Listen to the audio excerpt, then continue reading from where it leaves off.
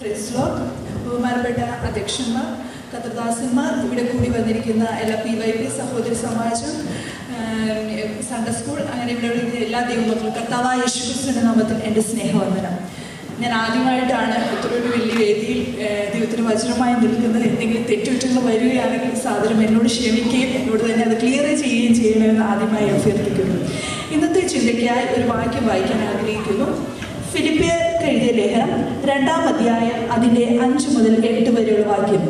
ക്രിസ്തയേശുവിലുള്ള ഭാവം തന്നെ നിങ്ങളിലും ഉണ്ടായിരിക്കട്ടെ. അവൻ ദൈവരൂപത്തിൽ ഇരിക്കെ ദൈവത്തോടുള്ള സമത്വം മുറുകെ പിടിച്ചു കൊള്ളണം എന്ന് വിചാരിക്കാതെ ദാസരൂപം എടുത്ത് മനുഷ്യ സാദൃശ്യത്തിലായി തന്നെത്താൻ ഒഴിച്ചു. വേഷത്തിൽ മനുഷ്യനായി വിളങ്ങി തന്നെത്താൻ താഴ്ത്തി മരണത്തോളം, ക്രൂശിലെ മരണത്തോളം തന്നെ അനുസരണമുള്ളവനായി തീർന്നു. ഇത് ഫിലിപ്പിയർക്ക് എഴുതിയ ഒരു ലേഖനമാണ്. അത് അപ്പോസ്തലനായ പൗലോസ് റോമ കാരാഗൃഹത്തിൽ വെച്ച് ക്രിസ്തു സംബന്ധമായ സന്തോഷമായ അനുഭവങ്ങളെക്കുറിച്ചും ഒക്കെയാണ് ഈ ലേഖനത്തിൽ പറഞ്ഞിരിക്കുന്നത്. ഈ 2-ാം അധ്യായത്തിൽ ക്രിസ്തുവിൻ്റെ ഭാവത്തെക്കുറിച്ചാണ് നമ്മളിവിടെ ചിന്തിക്കാൻ പോകുന്നത്. അതിൽ 5-ാമത്തെ വാക്യത്തിൽ തന്നെ പറയുന്നത് ക്രിസ്തുവിൻ്റെ ഭാവത്തിൽ ദൈവമക്കൾ ആയിരിക്കുന്നവർ എങ്ങനെയുള്ളവരായി തീരണം.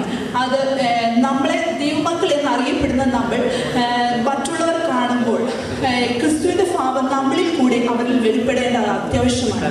അതിനെക്കുറിച്ചാണ് ഈ വാക്യങ്ങളിൽ പറഞ്ഞിരിക്കുന്നത്. അതിൽ നമ്മൾ ആദ്യത്തെ ചിന്തിക്കുമ്പോൾ ഇതിൽ നമ്മൾ മാതൃകരമായി ആക്കേണ്ട 3 കാര്യങ്ങളെ കുറിച്ചാണ് ഇവിടെ പറഞ്ഞിരിക്കുന്നത്. ആദ്യത്തെ എന്ന് പറഞ്ഞാൽ യേശു തന്നെത്താൻ സമർപ്പിച്ച ഒരു കാര്യമാണ്. അവൻ ദൈവരൂപത്തിൽ ഇരിക്കെ ദൈവത്തോടുള്ള സമത്വം മുറുകെ പിടിച്ചു കൊള്ളണം എന്ന് വിചാരിക്കാൻ ദാസരൂപം എടുത്തു. ദൈവത്തിന്റെ അതേ സെയിം പൊസിഷനിൽ നിൽക്കുന്ന ഒരു യേശു കർത്താവ് ഈ ലോകത്തോട്ട് വന്ന് നമ്മുടെ പാപങ്ങൾക്ക് വേണ്ടി തന്നെത്താൻ വെടിഞ്ഞ് ക്രൂശിലെ അവസാനത്തുള്ളി രക്തം വരെ നമുക്ക് വേണ്ടി ചിന്തിയ ഒരു യേശുവിനെ നമുക്ക് കാണാൻ പറ്റും. നമ്മുടെ ഈ ഭൗമികമായ ജീവിതത്തിൽ നമ്മൾ നോക്കുവാണെങ്കിൽ നമുക്ക് ആർക്കും ഇഷ്ടമല്ല ഒരു നല്ലൊരു പൊസിഷനിൽ നമ്മൾ ആയി കഴിഞ്ഞിട്ട് താന്നൊരു പൊസിഷൻ. എക്സാമ്പിൾ നമ്മളൊരു ബാങ്കിൽ നമ്മൾ നോക്കുവാണെങ്കിൽ ഒരു ബാങ്ക് മാനേജറായിട്ട് നിന്നിട്ട് പെട്ടെന്ന് ഒരിടത്ത് പറയുകയാണ് ഒരു പിയൂണായിട്ട് നിൽക്കാൻ പറഞ്ഞാൽ നമുക്ക് അത് അക്സെപ്റ്റ് ചെയ്യാൻ പറ്റുന്നതല്ല. പക്ഷേ ദൈവത്തിൻ്റെ അതേ പൊസിഷനിൽ നിന്ന ദൈവം തൻ്റെ നമുക്ക് വേണ്ടി ഈ ദാസരൂപം എടുത്ത് മനുഷ്യനായി ഈ ഭൂമിയിലേക്ക് വന്ന് ആ ഒരു സമർപ്പണമാണ് ആദ്യം കാണുന്നത്. രണ്ടാമത് നമ്മൾ നോക്കുമ്പോൾ അന്ന് തന്നെത്താൻ താഴ്ത്തി, ഇവിടുത്തെ പറഞ്ഞിരിക്കുന്നത് തന്നെത്താൻ താഴ്ത്തി, താഴ്മയുള്ളവൻ. ഇപ്പം നമ്മൾ നോക്കുമ്പോൾ പലർക്കും താഴ്മ വളരെ കുറവാണ്. താഴ്മയുള്ളവനായി എല്ലാം സുഖസൗകര്യങ്ങൾ വൈകുമ്പോൾ നമുക്ക് താഴ്മയില്ല. ഞാനെന്ന ഭാവം നമ്മളിൽ പലരിലുമുണ്ട്. ആ ഭാവങ്ങളെല്ലാം എടുത്തെറിഞ്ഞ് സമ്പത്ത് വരുമ്പോഴും ദാരിദ്ര്യത്തിലാണെങ്കിലും ഏത് ഉന്നത പദവിയിൽ എത്തുമ്പോഴും നാം താഴ്മയുള്ളവരായിരിക്കണം.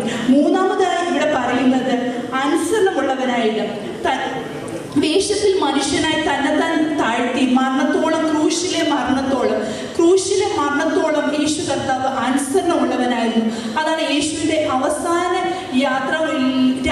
പ്രാർത്ഥനയിൽ തന്നെ എൻ്റെ ഇഷ്ടമല്ല നിന്റെ ഇഷ്ടം എന്നെ നിറവേറ്റെ, പിതാവിൻ്റെ ഇഷ്ടം അനുസരിച്ച് ജീവിക്കുന്ന ഒരു യേശുവിനെയാണ് അവിടെ കാണുന്നത്. ഈ ഭാവങ്ങൾ നമ്മുടെ ജീവിതത്തിൽ, നമ്മുടെ ദൈവമക്കളായിരിക്കും നമ്മുടെ ജീവിതത്തിൽ നമ്മൾ ക്രിസ്തുവിൻ്റെ ഭാവമായിരിക്കണം നമ്മൾ ഉണ്ടാകേണ്ടത്. നമ്മൾ ദൈവമക്കൾ എന്ന് അറിയപ്പെടുമ്പോൾ, നമ്മളിൽ ബാക്കിയുള്ളവർ കാണുമ്പോൾ നമ്മൾ ദൈവമക്കൾ ആണെന്ന് അവരൊരു തിരിച്ചറിവ് നമ്മൾ ഉണ്ടായിരിക്കണം. നമ്മൾ ഇവിടെ ജീവിക്കുമ്പോൾ നമ്മുടെ ഓരോരുത്തരുടെ പേരുകളുടെ, നമ്മുടെ പേരിൻ്റെ കൂടെ സർനെയിമുണ്ട്. ആ പേര് നമ്മുടെ പിതാവിൻ്റെ പേരായിരിക്കും. അതിൻ്റെ അർത്ഥം ചോദിച്ചാൽ നമ്മൾ ഇന്ന ആളുടെ മകൻ അല്ല ഇന്ന ആളുടെ മകൾ എന്ന് നമ്മൾ വിളിക്കപ്പെടുന്നു. അതേപോലെ നമ്മൾ ദൈവമക്കൾ, നമ്മളൊരു നല്ല പ്രവൃത്തി ചെയ്താൽ നമ്മുടെ പിതാക്കന്മാരുടെ തല ഉയർന്നിരിക്കും അല്ലെ. അപ്പോൾ നമ്മൾ ഒരു തിന്മ ചെയ്താൽ അല്ലെങ്കിൽ നമ്മളൊരു നമ്മുടെ സ്കൂളുകളിൽ നമ്മൾ ഒരു നല്ല പ്രവൃത്തി അല്ല ചെയ്യുന്നെങ്കിൽ നമ്മുടെ പിതാക്കന്മാരുടെ നാമമാണ്, നമ്മുടെ തലയാണ് താന്നിരിക്കുന്നത്.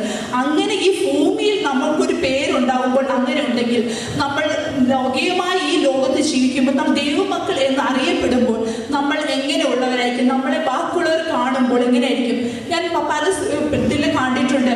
നമ്മുടെ സ്കൂളുകളിൽ പിള്ളേരെ പോകുമ്പോൾ അവർ ഫ്രണ്ട്സ് ആരാന്ന് ചോദിക്കുമ്പോൾ ദൈവമക്കളുടെ പിള്ളേരുടെ ഫ്രണ്ട് ആണെങ്കിൽ ഭയങ്കര ഹാപ്പിയാണ്. പക്ഷെ എനിക്ക് അതിനോട് വളരെ നിജോയിപ്പാണ്. കാരണം അങ്ങനെ നിന്നാൽ നമുക്ക് ദൈവവചനം അവരോട് പറയാൻ പറ്റില്ല. നമുക്ക് ഏത് ആൾക്കാരോടാണെങ്കിലും നമ്മൾ എവിടെ വരെ പോകണം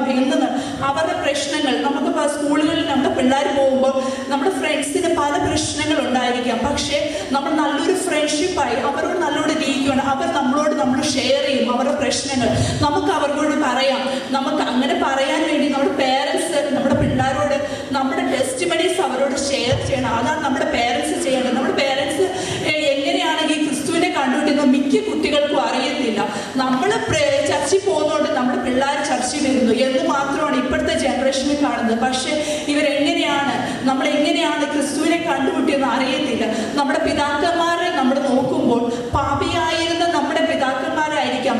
അവരെല്ലാം പല സാഹചര്യങ്ങൾ മുഖാന്തരമാണ് ഈ ദൈവത്തെ കണ്ടുപിടി. ദൈവം നമ്മളെ പോയി തിരഞ്ഞെടുത്തല്ല, ദൈവം നമ്മളെ തിരഞ്ഞെടുത്തതാണ്. അപ്പോൾ നമ്മൾ അതേ വിശ്വാസത്തിലും ദൈവകൃപയിലും ദൈവഭാവത്തിലും അനുസരണമുള്ളവനായി ദൈവത്തിനോടുള്ള ഭാവത്തിൽ മുറുകെ പറ്റി നിൽക്കുവാൻ എല്ലാ ദൈവങ്ങളോടും ആഹ്വാനം ചെയ്തുകൊണ്ട് എൻ്റെ എളിയ മെസ്സേജിൽ നിന്ന് എഴുതിപ്പിക്കുന്നു.